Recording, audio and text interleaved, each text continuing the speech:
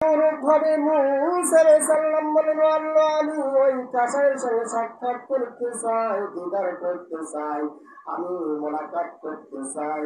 কেন সেই কাসাই আমার জন্য আমার পাশাপাশি জান্নাতে থাকবে? বলেন তো, এখনকার কাসাই আর সেই সময়ের কাসাই এক নাকি? বলেন তো। কাসাই হলো কম দেওয়ার জম, আর ধানের ব্যবসায়ী হলো বেশি নেওয়ার জম। কথা বলেন ঠিক না ঠিক? আমি তো অবস্থায় আমার বন্ধুগণ, আপনি করতে নেওয়ার জন্য যাবেন, কাসাইরা কিন্তু ওরা বেশি দেবে। ভাই এতগুলা দিলেন কেন? ভাই আপনি খাবেন, দোয়া করবেন, এ কথা বলে কি বলে না?